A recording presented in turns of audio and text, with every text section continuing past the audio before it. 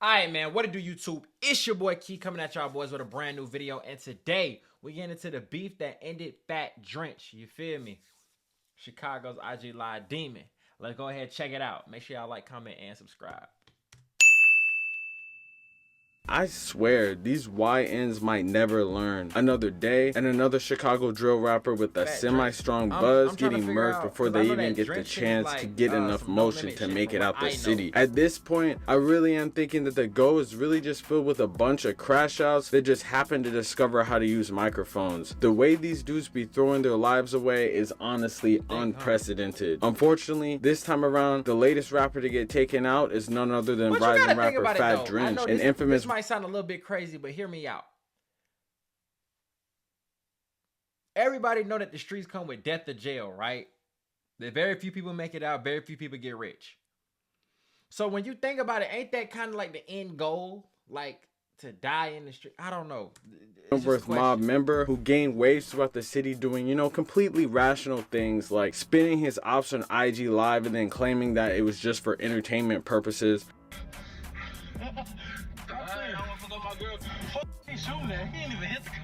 It's kind of crazy because these YNs are really catching a buzz in what I call the crash out pipeline, you know, getting clout from completely outrageous and federal online activity just to get murked in less. And it's getting worse and worse. Like, it's really gonna get to the point that niggas are committing murders live on Instagram, bro. There already is some, but I'm saying with them actually spinning and then clapping a nigga on Instagram live, very rare, but it's gonna become a thing. 3 business days. It's like an ongoing cycle over and over and over again. They be getting murked so fast, the feds don't even have time to build a case on everything that they got going on. All I know is right now, the only person who's actually blowing up in this new era Chicago drill scene and living to tell the tale is videographer type dudes like AMF Visuals, or rappers who aren't even from the city like Skrilla of all people. While the story of Fat Drenchh seems too familiar within the trenches of Chicago, this dude was actually kind of talented when it comes to music, and his story and digital footprint is full of a first-person view of drive-by shootings and documenting police literally trying to stage an investigation on him, man. So today, we gotta tap in right now and talk about the bodies and the beef that took out Fat Drenchh and the ongoing scene of crash outs and the cause for everything going on within the city. We're gonna get into it right now, but before we do, I'm gonna need you to like, comment, subscribe. We're on the road to 100K subs, man. Make sure you hit that notification bell so whenever I post, y'all tune in right away. Let's get into this right now, man. Man, this dude Fat Drenchh might actually go down in history as being the most blatant, self-snitching underground rapper that you can ever find. He reminds me of K-Flock in that it seems that every time this dude slides on the ops, he makes sure to do it on IG Live. One IG Live of his actually... Man, look, I don't care nothing about that. Lil Jeff will go commit a shooting and then go on IG Live or go to the studio and detail everything that happened. A detail that only the shooter would know, or somebody on the drill would know. He slipped. He slipped on 82nd. He ran around the corner. We hit him 9 times. One hit him in the spine. I know he couldn't walk no more. Like, that's the type of shit that they was on. Like, and as of right now, I'm not seeing nobody out doing them.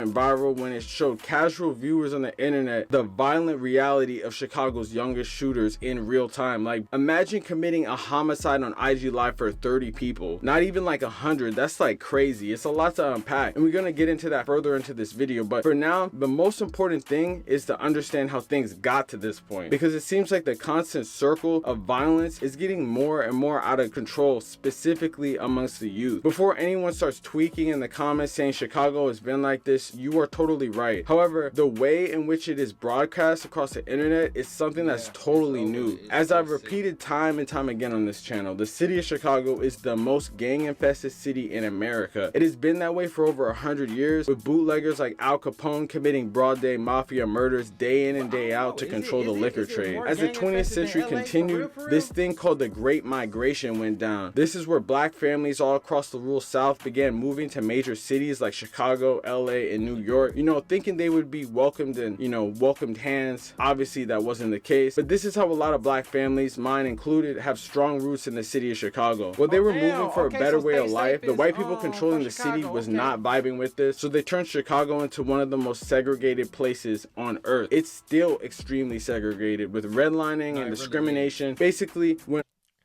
the thing about today's day and age is that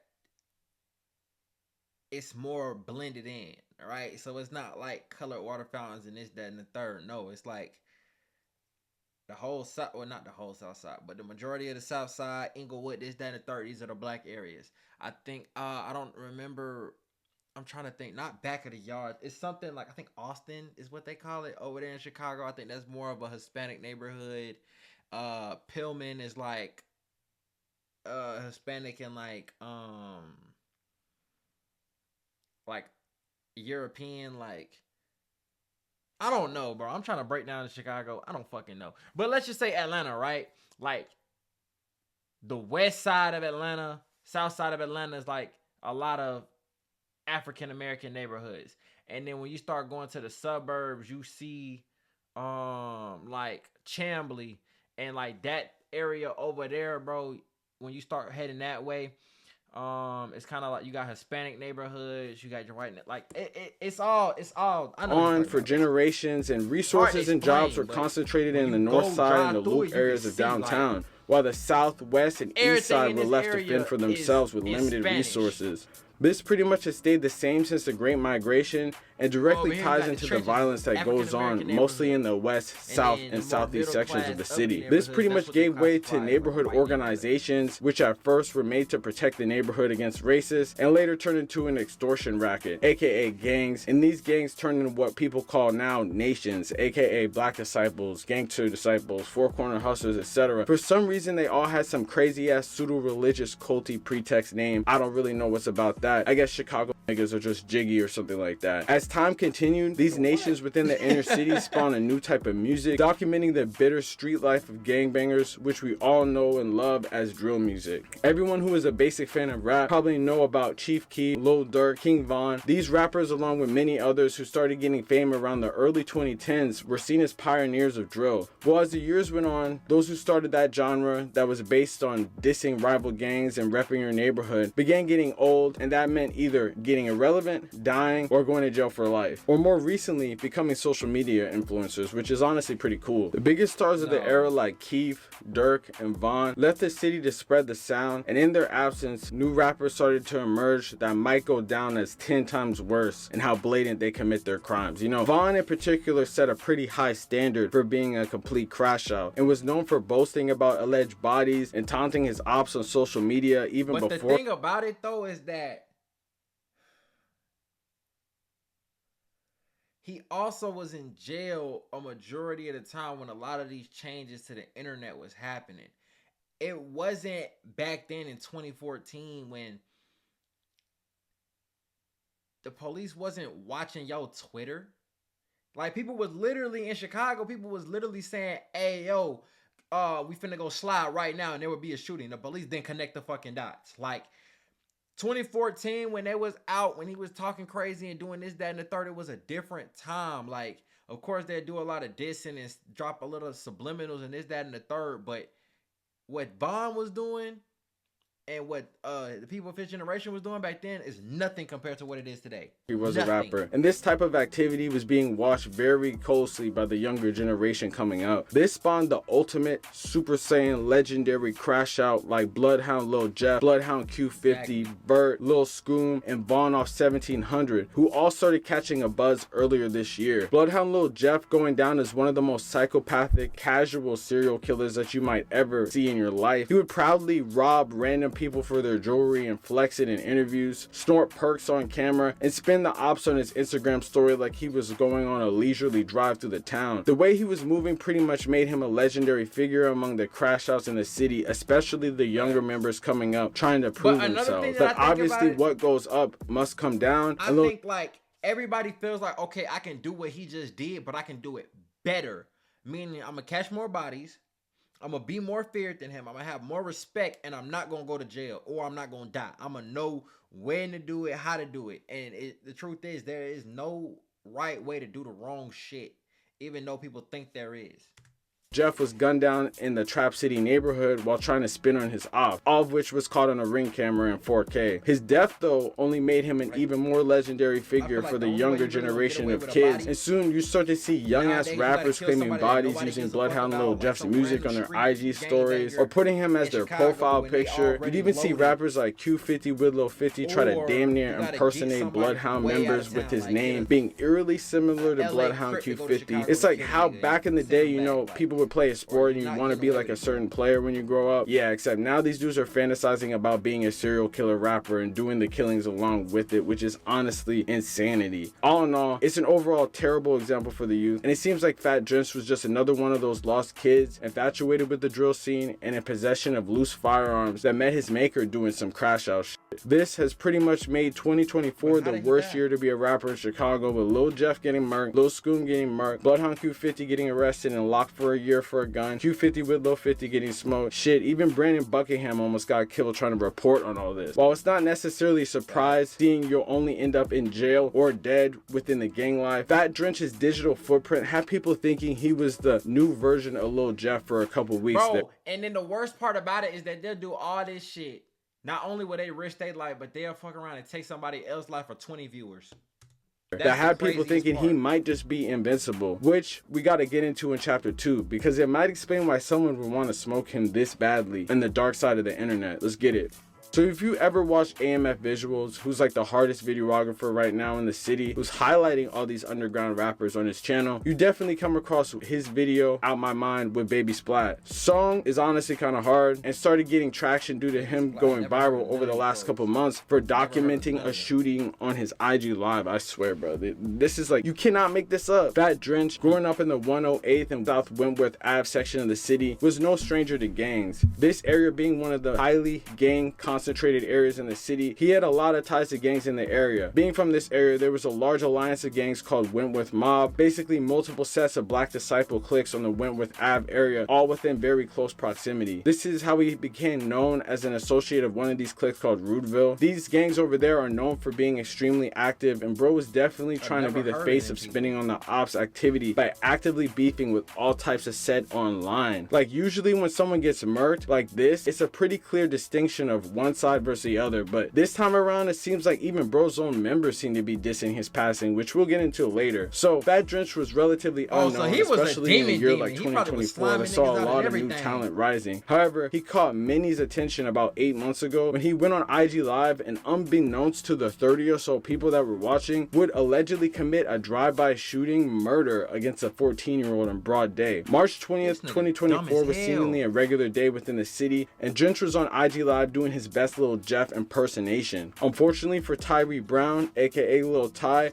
being outside would end up going horribly wrong and would actually end up being his last mistake. In the tense IG Live that Fat Drenchh has, you see Drenchh riding around with straps before pausing the video, and you hear a hail of gunshots going off.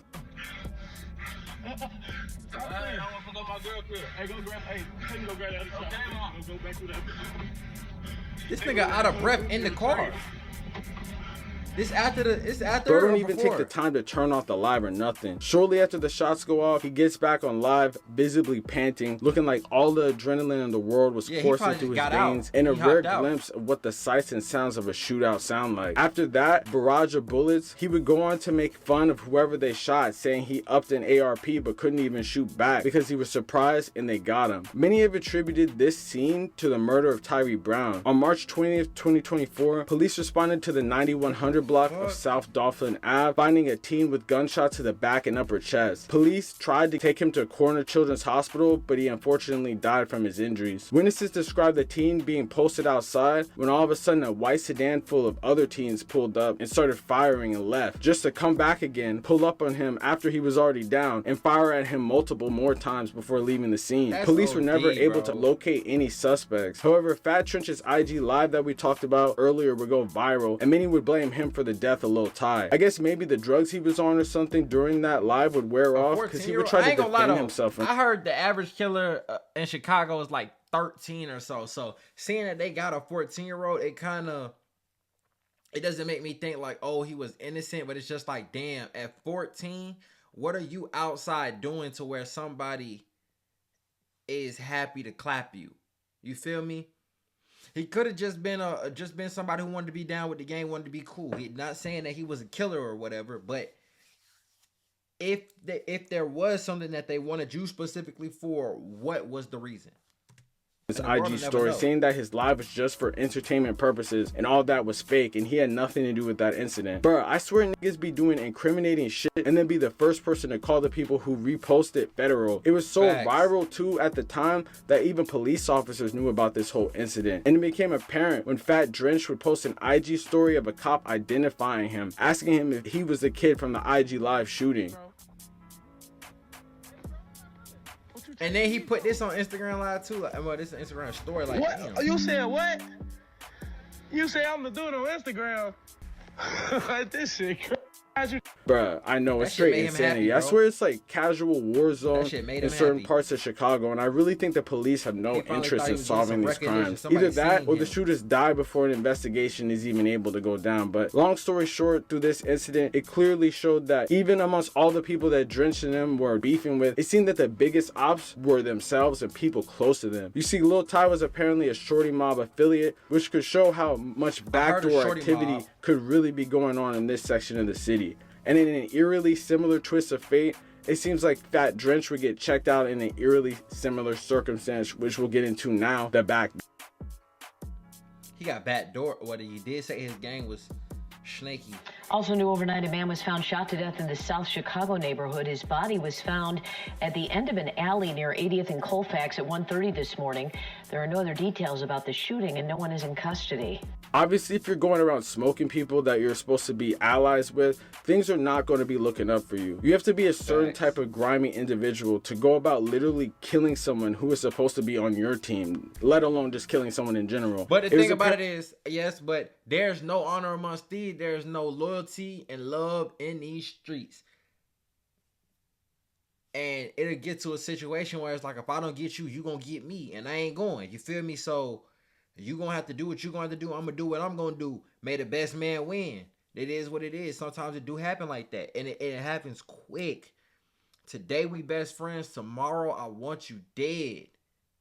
It ain't even like it's over time type of thing. Shit changes so quick. This grimy type of activity that could have gotten him smoked with many attributing his death to possibly revenge for backdooring his friends and stealing their jewelry, or it could have even been get back for the Lil Ty situation. It's hard to tell because bro had a huge target on his back and was just living life normally while dissing all types of people, including former friends, crazy sets like Risky Road, all types of different sets, honestly, from A to Z. But posted up outside in an alley in the south side early yesterday morning, Fat Drenchh was seen conversing with a group before shots went off abruptly, and at around 1:30 a.m. police responded to reports of shots fired at the mouth of an alley at the 2500 block of East 80th Street in South Chicago. When they arrived, it was too late because Fat Drenchh had been killed instantly with a bullet to the head, ending a pretty crazy lifespan within the drill world. It's crazy for real. Some people be getting this motion and getting out of their situations like Vaughn off 1700, and others become a victim to the same internet clout that grew their song's popularity in the first place. It's like a double-edged sword. Like and at this point in time, it doesn't really seem like there's any end in sight.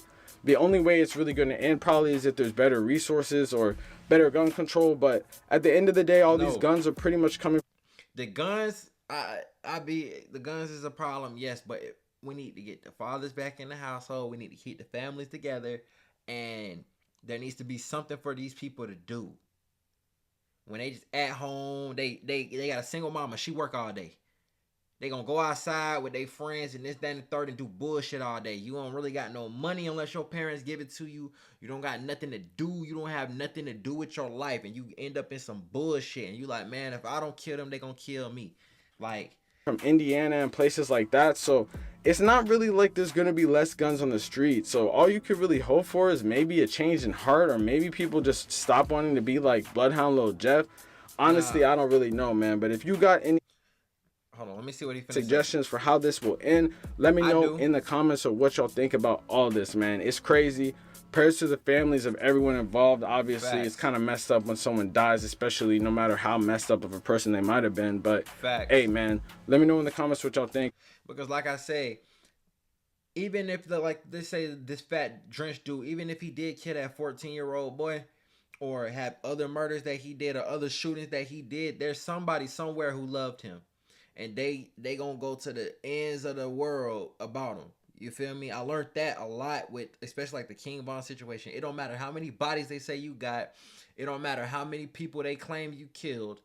When people love you, there's nothing you can do that'll make them not love you. For instance, and you see it a lot of times when and we look at them and we're like, bro, why? Like, he killed this person, or she did this. Like, how can you still like fuck with them? Why you still care about them? Like, yeah, they took somebody away from you, but now I gotta deal with them and going through prison and this, that, and the third. They're gonna have their own struggles. I don't know that person over there, so I have no personal connection towards that. I don't care. This is a person that I grew up with, or I birthed this person. Ever since they couldn't do nothing on their own, I was right there. I'm not just gonna turn my back on them because they did something that I don't approve of. And another thing is, whether we like it or not, in the streets, certain people are gonna have to die. Certain people are gonna have to go to jail if we want this shit to get better. It's just what it is. When you got somebody like, and I don't want to necessarily say, but it is what it is. When you got somebody like a King Von who really like just dead for real hate these people, and it's like there's nothing you gonna do to make me stop hating these folks until they all dead. People like that gotta die, bro. But the thing about it is, the people like that is usually so influential. And it's like they get bigger in death. Like Bloodhound Lil Jeff was who he was. King Von was who they were. But they were so big when they died. It's just like you lived the gangster life. You turned up in the streets. You did what you did. And it always ends with you passing away. So with that being said, make sure y'all like, comment, and subscribe. Get in that comment box, tell me how you felt about this video. It's your boy Key checking in, checking out. We gone.